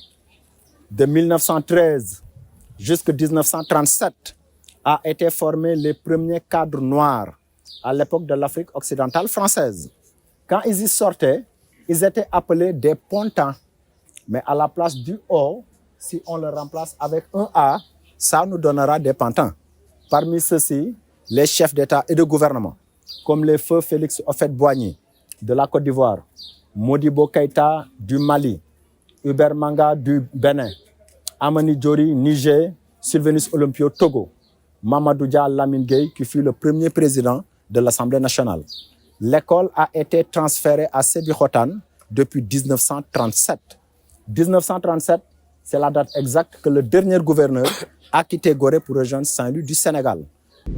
L'île où nous sommes aujourd'hui est classée patrimoine mondial de l'UNESCO depuis 1978, parmi les 12 premières au monde d'ailleurs. L'île a déjà été habitée par des Africains. Et ces Africains ont même donné un nom à l'île. Et ils l'appelaient à l'époque Ber. Ça s'écrit B-2-E-R. Et ça signifie l'ombril. L'ombril, ça se trouve au milieu de la personne. Donc ces hommes et ces femmes ont quitté le continent pour venir habiter à l'intérieur de l'océan. Et la première des nations européennes qui s'est intéressée de l'île de Gorée, c'était les Portugais. Comme vous le savez mieux que moi, ils étaient là depuis 1444. Ils étaient même les premiers à faire toute la côte ouest africaine, en cette même date, depuis le Maroc jusqu'en Afrique du Sud. Et sur l'île de Gorée, les Portugais seront les premiers qui vont construire la première maison des esclaves en 1536. Nous sommes au XVIe siècle. Aujourd'hui, sur l'île de Gorée, il n'y a pas un bâtiment du XVIe siècle, donc ce bâtiment a disparu. Les bâtiments qui sont là aujourd'hui datent du XVIIIe siècle et du XIXe siècle. Et les Portugais, avant même de retourner chez eux, vont baptiser l'île en portugais. Ils vont l'appeler Ilha da Palma. Ça veut dire île aux palmiers. Après, les Portugais vont retourner chez eux, ils vont abandonner l'île et ça sera au tour de la Hollande, les Pays-Bas. Ils seront sur l'île à partir de 1627. Et ils vont trouver une île qui était calme, paisible, sécurisée. Comme le constat que vous avez fait aujourd'hui en venant sur l'île avec la chaloupe, vous vous êtes descendu sans qu'il y ait problème. La chaloupe s'est accostée, il n'y a pas de vague perturbateur, ou perturbatrice du moins. Et c'est le même constat que les Hollandais ont fait en 1627. Ils ont réussi à faire le mouillage de leur bateau sans qu'il y ait problème. Ils en ont profité pour donner un nom à l'île et ils l'ont appelé en hollandaise bien sûr Goedrede. Ça signifie en français la bonne rade. Une plage bon à vivre. Un lieu exceptionnel. Et les Hollandais vont s'intéresser de l'île et ils vont rester ici jusqu'à 1677. Et à partir de 1677, la véritable concurrence va commencer maintenant avec l'arrivée de la France. Et la France va tout faire, elle va chercher la Hollande et elle va rester ici de 1677 jusqu'à 1804. Et à partir de 1804, la France sera affaiblie. D'abord, elle sera battue de l'autre côté de l'Atlantique, dans les Amériques, par nos ancêtres à nous, qui vont se révolter, la révolution de l'État d'Haïti. Et en cette même date, ici à Gorée, en 1804, les Anglais vont arriver et ils vont chercher la France. Et la France va retourner là où ils étaient, à Saint-Louis du Sénégal, depuis 1659. Et les Anglais vont rester ici en un moment donné, 1804, 1817. Après, ils n'avaient pas senti la nécessité de rester sur l'île de Gorée. Pourquoi? C'était des mercantilistes, des gens qui aimaient voyager à l'époque, à travers les océans, aller dans des continents pour faire du business. La solution, ils vont aller la trouver à Saint-Louis du Sénégal pour négocier avec la France. Et la France va leur donner l'autorisation de faire le commerce à l'intérieur du continent, vers le Galam, vers le fleuve Sénégal, le long du fleuve Sénégal, jusqu'à chez vous. Et en cette période, la France va revenir maintenant s'installer définitivement sur l'île de Gorée, à partir de 1817, y compris la colonisation de notre pays, le Sénégal, jusqu'au lendemain des indépendances. Le bâtiment où nous sommes, appelé ancienne maison des esclaves de l'île de Gorée, a été construit par les Français entre 1780 et 1784. Le bâtiment est composé de 14 cellules, des chambres. Et de ces cellules, le total, quand tout est plein, on peut dénombrer 150 voire 200 individus. Des hommes, des femmes, des filles, des garçons et même des mineurs unisexes. Tous ont eu à résider dans ce sanctuaire. Malheureusement, une fois dans les cellules, Il n'y aura plus de confort. Ils ne sont pas chez eux. Ils seront regroupés, entassés, très bien alignés, en largeur comme en longueur, jusqu'à remplir toutes les cellules. Comme si cette souffrance n'en suffisait pas, on va les enchaîner. Toujours les deux mains, ainsi que les pieds. S'il y en a parmi eux des récalcitrants, ceux qui se révoltaient, on va encore les maintenir des chaînes à travers leur cou. Et le tout maintenu par une barre de fer qui pèse 10 kg 300. Une fois dedans, vous allez voir l'exemple de cette barre de fer dans l'ancien bureau du premier conservateur Boubacar Joseph Ndiaye, qui est décédé en 2009. Et dans la journée, ils seront bien sûr détachés de leur chaîne pour venir prendre le repas quotidien, là où vous êtes. Aujourd'hui, c'est fermé. Mais à l'époque, pendant la traite négrière, la cour était à l'africaine, comme chez nous, au Sénégal oriental, en Casamance et dans le Sine Saloum. Nos maisons, c'est vaste, la cour. À l'époque, il n'y avait pas ces deux chambres-là. C'est après que l'État du Sénégal ait acheté le bâtiment qu'ils vont décider de fermer le musée en construisant les deux chambres. Et s'ils terminent de prendre le repas, on va leur donner l'autorisation de sortir du bâtiment pour aller au bord de la mer, vers la plage, au moins pour se laver une seule fois dans la journée et enlever tout ce qui est mauvais, du naturel, s'ils en ont le désir, bien sûr. Et s'ils reviennent maintenant, ils ne vont plus sortir jusqu'au lendemain. Ce sont des êtres humains comme nous. Nous sommes en bonne santé normalement. Avant la fin de la journée, en 24 heures, voilà, on doit aller de l'autre côté encore. Malheureusement, eux, ils n'ont pas l'autorisation de sortir une deuxième fois. Le résultat, ils sont obligés de les mettre dans les cellules. Et la conséquence directe et immédiate, ça sera l'apparition des maladies, surtout des maladies contagieuses. Et exactement ici à Gorée, en 1776, il a été retrouvé dans les archives du Sénégal qu'il y en avait l'apparition de l'une des maladies les plus graves au monde à l'époque, la peste. Et l'origine de cette peste, c'était dans une de ces captiveries où nous sommes. Et la maladie n'a pas pu résister, elle s'est éparpillée sur toute l'île de Gorée. D'ailleurs, elle a eu même à ravager presque la moitié de l'île, y compris des hommes libres, les Européens qui étaient là. Et c'était la période française. Et pendant la traite, quand nos ancêtres tombaient malades, africains, quand ils tombaient malades ici, l'Européen, les Toubabs, ne pouvaient pas les soigner. Ils auraient voulu les soigner parce que c'était de la marchandise. Mais ils ne pouvaient pas. Pourquoi? Parce qu'ils ne maîtrisaient pas encore les maladies africaines. Ils ne connaissaient pas ce quoi? Le paludisme et autres. Le vaccin aussi n'a pas encore été inventé. Nous ne sommes pas dans la révolution industrielle. Donc la seule solution, quand tu tombes malade, on s'en débarrasse de toi rapidement. Exemple très simple. Par exemple, à l'époque, si nous étions, nous qui sommes là, nous étions tous des esclaves à vendre. Et que c'est moi qui est l'esclave qui est tombé malade. Le monsieur qui est derrière moi, c'est lui qui nous a acheté. C'est lui le maître. Pour ne pas vous perdre, il va s'en débarrasser de moi rapidement et il va me jeter dans l'eau pour vous sauver, au moins pour vous emmener dans les Amériques. Et à l'époque, nos ancêtres arrivaient ici par groupe, par communauté et même par famille, attrapés à l'intérieur du continent. Mais bien sûr, ce ne sont pas les Européens qui entrent à l'intérieur pour les attraper. Mais ils étaient les instigateurs, ils étaient les influenceurs. N'acceptons jamais qu'ils nous disent que nos ancêtres étaient des complices. Non, ils n'ont jamais été des complices. Ils avaient été dominés. Ils avaient été dominés. Ils n'avaient pas le choix. Et ceci dit que, obligatoirement, l'histoire se fera. Et l'histoire s'est réalisée. L'échange se fera au niveau des comptoirs. On va leur donner des armes et quelques munitions. Eux, par contre, ils vont leur donner des êtres humains. Et ce sont ces derniers qui arriveront ici. Une fois dans ce lieu où nous sommes, ça sera le début de la séparation de la cellule familiale africaine. Même ceux qui étaient conjugalement réunis, des mariés, une fois dans ce bâtiment, ils ne vont plus se voir, c'est fini. Pire, le jour du départ, pour aller dans les Amériques, on va les éparpiller. D'autres iront aux États-Unis d'Amérique, d'autres iront au Brésil, d'autres au Mexique, Cuba ou Panama, d'autres en Haïti ou bien dans les Antilles. Et arrivés là-bas, ils vont perdre leur identité. Il n'y aura plus de Moussa, il n'y aura plus de Abla, il n'y aura plus de Mamadou. Ils vont prendre les prénoms et les noms de leurs maîtres qui vont choisir leur prénom. Ici, dans ce bâtiment, plus pire, avant qu'ils ne sortent, les prénoms et les noms, c'était des matricules à bas de fer rouge, comme chez nous, avec nos vaches et autres. C'est comme ça qu'on les marquait. Arrivés là-bas maintenant, on va les rebaptiser.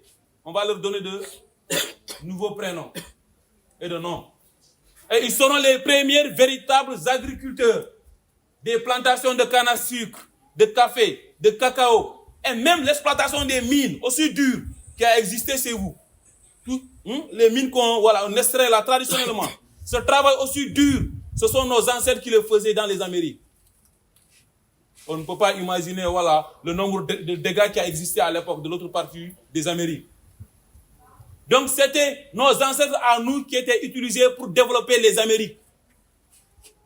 Et lorsqu'il y a des capitaux ou bien des matières premières, ce sont ces matières premières que les Européens vont prendre pour aller développer ce qu'eux, ils ont créé, la révolution industrielle. Donc c'était la sueur et le sang de nos ancêtres déportés dans les Amériques qui ont travaillé aussi dur de l'autre côté que les Européens vont exploiter pour faire la révolution industrielle. C'est ça aussi la réalité. Dans ce bâtiment où nous sommes, nos ancêtres arrivaient ici par catégorie. Les hommes, avant qu'ils n'entrent ici, on les fait passer par le pesage, c'est obligatoire. Ceci dit qu'on n'amène pas n'importe qui dans les Amériques. Les malades, on ne les emmenait pas. Les vieillards, on ne les emmenait pas. Les mamans atteintes de la ménopause, on ne les amène pas. Des jeunes comme nous, malheureusement handicapés physiquement, on ne les amène pas. Dans les Amériques, on n'amène que des personnes valides. Et les hommes qui seront là passeront d'abord par le pesage et obligatoirement, ils doivent avoir au minimum 60 kg. Donc retenez bien que pendant la traite négrière, tous les hommes qui ont quitté l'île de Gorée pour aller dans les Amériques avaient au minimum 60 kg. S'il y en a parmi eux qui n'ont pas les 60 kg, il y aura une solution qui sera trouvée rapidement. C'est pour les engraisser. Et pour les engraisser, on utilisait la combinaison de l'haricot, le niébé. Ici au Sénégal, pour les Wolofs, ce qu'on appelle le niébé. On va chercher le niébé en quantité, on va le bouillir. Et la sauce, ça sera l'huile de palme, le doutir. C'est ce mélange qui est volumineux, vitaminé, qu'on va mélanger, on va leur donner à consommer. Et la consommation dépendra de l'arrivée des bateaux qui vont quitter l'Europe. La durée peut aller de 3 mois, voire 3 mois et demi. Et normalement, beaucoup d'entre eux, qu'on appelait à l'époque les inaptes temporaires, ceux qui n'ont pas atteint les 100 kg, auront les 100 kg et ils feront partie du voyage vers les Amériques, bien sûr. S'il y en a parmi eux qui n'ont pas encore, ou bien trouvé des acquéreurs, on va essayer de les vendre maintenant ici à Gorée, comme des esclaves domestiques, ou bien à Saint-Louis du Sénégal, ou bien en Casamance, l'île de Carabane, ou bien quelque part en Afrique sur la côte, jusqu'en Sierra Leone. Après les hommes, il y a même des enfants qui étaient là, des mineurs. D'autres viennent avec leur maman, d'autres sont sélectionnés dans le continent. Et pour les enfants, la sélection se faisait par la dentition, les dents. On regarde la qualité des dents. Si les dents de l'enfant sont bien sorties, sont bien alignées, il prédit que cet enfant est en bonne santé. Puisque l'enfant il est en bonne santé, donc lui aussi, il fera le voyage comme tous les autres. Après les enfants, nous avons les jeunes filles, la catégorie la plus recherchée. Les jeunes filles avaient la même valeur marchande que les hommes qui en ont déjà les 100 kg. Et les jeunes filles, la sélection, même s'il y a des inédits, c'est ce qui ne se dit pas, mais la sélection d'abord se faisait par la poitrine. Si la poitrine n'est pas tombée, ils pensent que la jeune fille est vierge. Puisqu'elle est vierge, dans ce bâtiment où nous sommes, la jeune fille deviendra une privilégiée. Très bien entretenue. Rapidement, la jeune fille sera détachée des chaînes, elle ne sera pas enchaînée. La jeune fille sera habillée. Mais il faut comprendre pourquoi. Et de temps en temps, les négriers viendront les chercher. Et la conséquence, la plupart de ces jeunes filles vont donner des enfants, des mulâtres ou des mulâtresses. Et si elles donnent des enfants, on va les prendre comme des épouses. Certaines d'entre elles, on va les prendre tout simplement dans ce système qu'on appelle le concubinage. Rester ensemble sans aller à l'église ou à la mosquée. Et la dame la plus célèbre à l'époque était une concubine. Elle s'appelait Anne Pépin. Elle était en relation avec le chef de l'époque, le gouverneur Bouffleur. Et lorsque le monsieur est rentré au pays, c'était la première dame qui a hérité ce bâtiment où nous sommes. Maintenant, la catégorie de Anne Pépin, on les appelait les signards. Signard, c'est tout simplement une déformation du mot seignorat. Malheureusement, nos ancêtres à nous, ces jeunes filles, deviendront maintenant des esclavagistes. C'est elles qui vont montrer à leurs nouveaux maris européens comment ils doivent faire pour s'enrichir ici en Afrique. Nous avons la catégorie que j'aime le plus. La catégorie des hommes et des femmes qui se révoltaient. Oui, cela existait. Ne pensons pas que nos ancêtres à nous ont été tout simplement capturés dans le continent et voilà, ils se victimisent voilà, pour venir comme ça pleurnicher. Non, ils étaient plus révoltants que nous qui sommes là. C'était des véritables guerriers. C'était des hommes qui connaissaient leur identité. Ils savaient très bien qu'ils commencent à perdre leur identité, donc ils ont choisi, certains d'entre eux-mêmes, se donner la mort. Se suicider dans l'honneur pour ne pas partir. depuis le continent, même jusqu'ici, en sortant de la maison, ils vont se jeter dans l'eau pour ne pas partir. C'était des hommes libres. La maison où nous sommes, bien sûr, c'est écrit maison des esclaves. Mais en vérité, ceux qui étaient là n'étaient pas des esclaves. C'était des captifs. On les a capturés dans le continent.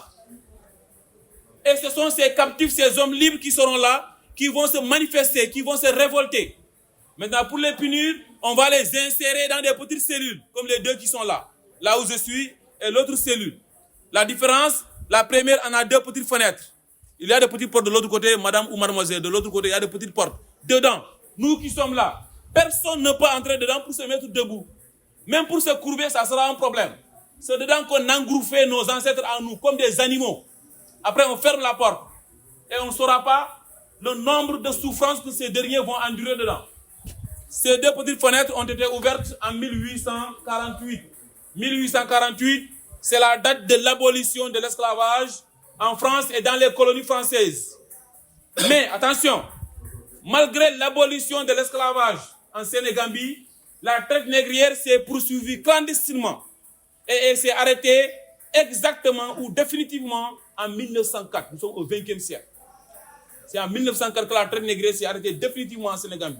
Donc nous pouvons dire que la durée de la traite négrière en Sénégambie, ça coïncide d'abord en 1536, qui est la construction de la première maison des esclaves par les Portugais, et la date finale, 1904, l'arrêt total ou définitif de la traite négrière. Nous avons la plus grande des cellules qui est de l'autre côté. Après, vous allez entrer dedans. C'est la cellule la plus vaste du bâtiment. C'est dedans qu'on mettait les femmes, les mamans, celles qui ont commencé à donner des enfants. Et la cellule pouvait prendre à l'époque 30 voire 40 femmes, mais très maltraitées. N'étaient pas utiles dans ce bâtiment. Je m'en excuse, les seins sont tombés. Et les négriers n'avaient pas besoin d'elles. Les jeunes filles considérées comme vierges, les signards, étaient 4 fois plus chères que leur propre maman. Je disais que les jeunes filles n'étaient pas enchaînées, les mamans étaient enchaînées. Les jeunes filles étaient habillées, les mamans presque torse nues. Mais ces mamans seront utiles parce qu'elles n'ont pas encore atteint la ménopause. Une fois arrivées dans les Amériques, on va les utiliser pour la procréation, pour faire des enfants. Malheureusement, oui, on ne va pas leur donner la chance de tomber amoureuse à un homme pour avoir un enfant de sa propre volonté. Le résultat, c'est pour avoir beaucoup de bras, pour l'exploitation des plantations et des mines, bien sûr. Toujours dans cette cellule que je viens de citer, entrez dedans, vous allez trouver un bassin rempli d'eau. Même si je ne parlais pas, si vous entrez dedans normalement, à vous étudiants, et d'où vous venez, de chez nous, du Sénégal oriental et de la Casamance, vous pouvez comprendre facilement l'intérêt de ce bassin à l'intérieur. Ça ne date pas de la traite négrière, bien sûr, c'est récent, c'est nous qui l'avons mis dedans. Pour vos visiteurs, ça représente la spiritualité. C'est un bassin rempli d'eau. Chez nous, voilà nos ancêtres à nous, avant que nous soyons juifs, musulmans ou chrétiens, nous étions des Africains. Nous avons nos propres religions en nous. Refusons-nous. Nos ancêtres n'ont jamais été athées. Athée, cela veut dire que tu ne crois pas à Dieu. C'est faux. Nos ancêtres savent très bien qu'il y a un être supérieur, quelque part, qui domine toutes les planètes. Mais c'était des génies. Ils ont créé quelque chose à eux, à la maison, derrière le bâtiment, au moins là où ils viendront de temps en temps émettre leurs vœux et leurs souhaits pour que ça soit exaucé. Donc, nous ne étions jamais des athées. Nous croyons, nous savons très bien qu'il y a un être supérieur qui domine tout le monde. Et ce bassin que je viens de citer représente aussi, en quelque sorte, l'histoire de l'Afrique. L'Afrique est le berceau de l'humanité, vous le savez mieux que moi. L'Antiquité africaine, c'était cette source où les Européens venaient apprendre pour toutes les sciences. Les grands empires du Moyen-Âge, c'était l'Afrique aussi. L'empire du Ghana, l'empire du Mali, l'empire Songhai et le Fouta Toro. Ce bassin que je viens de citer, normalement, avant de sortir de ce bâtiment, vous devez au minimum prier, mais avec vos propres religions. Prier pour le repos de tous les âmes qui ont eu à périr sur l'île de Gorée, bien sûr. Ce sont nos ancêtres, ce sont nos aïeux. Ils méritent au moins cette petite prière, en quelque sorte. Nous avons la voie qui mène directement à la célèbre porte, dite la porte de l'aller sans retour. C'est la porte que vous voyez de l'autre côté, au fond. C'est la porte de l'adieu. Tout ce que vous voyez à l'horizon, c'est le Sénégal, c'est l'Afrique. Le jour du départ, tous les esclaves vont traverser la porte. Aujourd'hui, arrivé là-bas, vous allez trouver qu'il y a un creux. Et c'est barré. Mais à l'époque, c'était pas comme ça. C'était vide. Et il y avait un quai traditionnel, un wharf. Ça s'écrit W-A-R-F. C'est un wharf. C'est un quai traditionnel construit en bambou. Ils vont marcher sur et descendre dans les petites pirogues. Et ce sont les petites pirogues maintenant qui vont les verser maintenant dans les grosses navires qui feront le voyage directement les Amériques. Les Amériques, c'est là. À Gorée, c'est pas loin.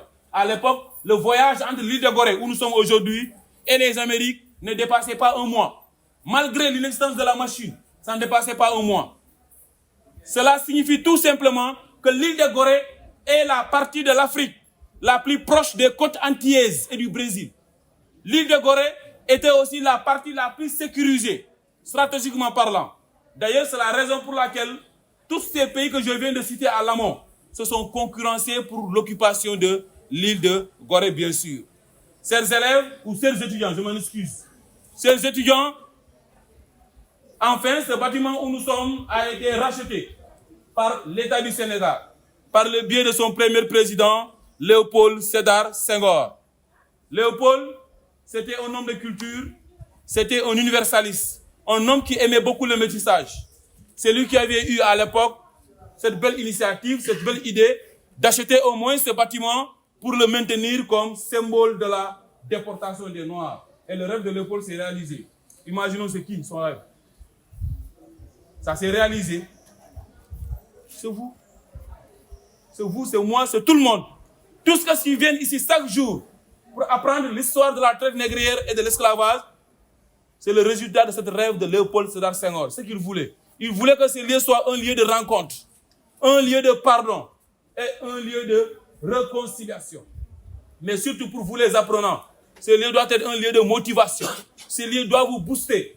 Ce que je viens de dire, on ne vous le conseille pas que vous vous révoltez contre des gens. Non. Cela doit vous booster pour que demain vous réussissiez dans tout ce que vous faisiez. Ou bien vous allez faire dans l'avenir. Pour ne pas devenir des esclaves, bien sûr. Il faut tout faire pour réussir dans vos choix à vous. Que ça soit à l'université ou bien quelque part, il faut être parmi les meilleurs pour ne pas être un esclave moderne. Parce que l'esclavage moderne, ça existe bien sûr. Alors, vous êtes les bienvenus et vous êtes sous la partie souterraine du fort, ici. C'était un ancien fort français qu'on appelait le fort Saint-Michel, qui était une ancienne base militaire française, qui est une construction souterraine. Et la construction, elle occupe toute la colline. C'est toute la colline qui est creusée de couloirs, de galeries souterraines, de bunkers et de tunnels. Et ça a été construit par l'armée française avec la main-d'œuvre africaine. Pour cette construction, ils ont transporté 36 642 tonnes de fer en pièces détachées qui vient d'une ville qui s'appelle Angoulême. Angoulême en France et qui a été transporté par bateau et c'est arrivé ici en 1902 et qui devait être assemblé sur place. L'assemblage a pris 5 ans, de 1902 jusqu'en 1907. Là, nous sommes sous la plus grosse pièce métallique qu'ils ont assemblée, qui est un canon. C'est un canon qui fait 6 642 tonnes de fer avec une capacité de 14 km de portée. Soi-disant destiné à la protection du port de Dakar, la commune de Rufisque, l'île de Gorée, parce qu'à l'époque, Dakar était la capitale de l'Afrique occidentale française. Alors, beaucoup de transactions en Afrique de l'Ouest se faisaient par le port de Dakar. Donc, Gorée se trouve sur la voie maritime. C'est la porte d'entrée et de sortie des bateaux. C'est pour cette raison qu'ils ont installé cette base, soi-disant, pour protéger le port de Dakar, la commune de Rufisque, qui se trouve 9 km derrière l'océan. Cette île est contrôlée, tout le système de navigation autour de la capitale. Gorée est sur la voie maritime. Alors, elle représente la porte d'entrée et de sortie des bateaux.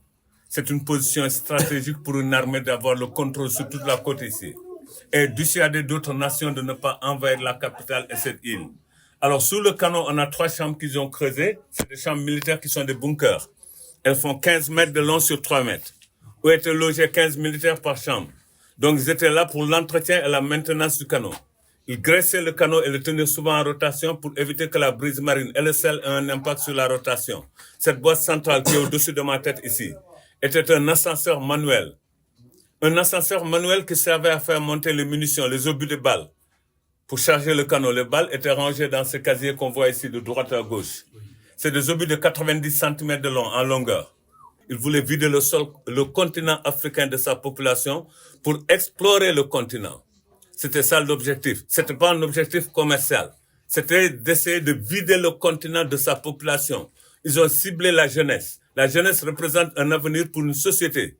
Alors, quand on cible la jeunesse, on a laissé seulement des vieillards, des malades et des invalides. En pensant que ces gens-là, un jour, ils allaient périr. C'était ça l'objectif.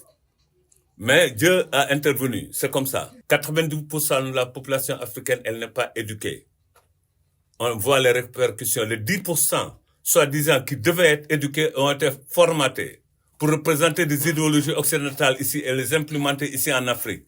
C'est pourquoi on a eu des partis communistes et des partis socialistes et de n'importe quoi. C'est comme ça. C'est ça la réalité. Et aujourd'hui, on voit ce qu'on hérite. La débrouille quotidienne pour la survie. C'est dérivé de l'histoire qu'on a traversée et l'histoire ne nous quitte pas encore. Elle est en train de nous poursuivre. Dans le système éducatif, aujourd'hui, on instaure la dépendance de l'Afrique vers l'Occident. Parce qu'il y a une promesse de l'Occident. La modernité. Cette modernité veut dire occidentaliser l'Afrique pour rendre l'Afrique dépendante de l'Occident. Et c'est comme ça. Et pourtant, c'est l'Occident qui dépend de l'Afrique parce que toutes les ressources qui les ont donné la possibilité d'émerger scientifiquement, techniquement et économiquement, elles se trouvent en Afrique. Et ça a été confié à l'être noir. C'est Dieu qui l'a voulu comme ça. Jaa ngeen jëf.